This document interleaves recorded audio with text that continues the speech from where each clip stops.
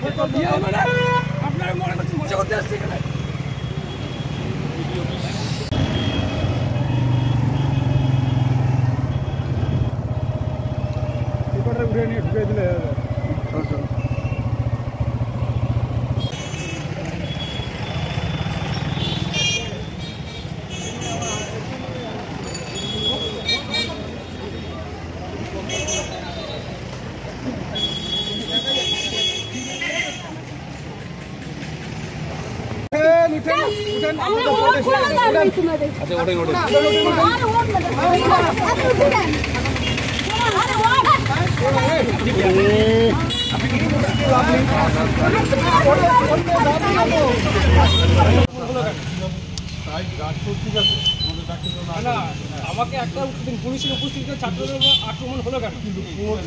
আমি একজন ছাত্র হয়ে মনে করি যে খুন ধর্ষণ বন্ধ হওয়া উচিত। বন্ধ হওয়া উচিত তো? হ্যাঁ, বন্ধ হওয়া উচিত। তাহলে আপনার সমর্থন করছেন না? কোর্টটা তো আলাদা জিনিস, জানো তো? যেহেতু তুমি ছাত্র তো। আমি নিজে একজন ছাত্র এবং আমি মনে করি তাহলে অন্যায়ের বিচার হচ্ছে না কেন? অন্যায়ের বিচার হচ্ছে না কেন? অন্যায়ের বিচার হচ্ছে না কেন? এতদিন হয়ে গেল কোর্ট বন্ধ থাকে না, অন্য কিছু বন্ধ করো। কোর্ট তো বন্ধ থাকে না, কোর্ট বন্ধ থাকে। ছাত্ররা ন্যায় হিসেবে আপনার থেকে কোর্ট বন্ধ হওয়া উচিত। এবার চলুন, মানে মজা করতে আসছি নাকি? সবই ঠিক আছে, আমি কি মজা করতে আসছি? কি ঠিক নেই? আমি একজন ছাত্র হয়ে মনে করি যে এটা ধর্মঘট হওয়া উচিত। কি হয়েছে এখানে? কি হয়েছে? আমি কিন্তু ছাত্রদের উপর আক্রমণ হয়েছে, ছাত্র আন্দোলন করছিল। না, আমি একজন ছাত্র হয়ে মনে করি ধর্মঘট হওয়া উচিত।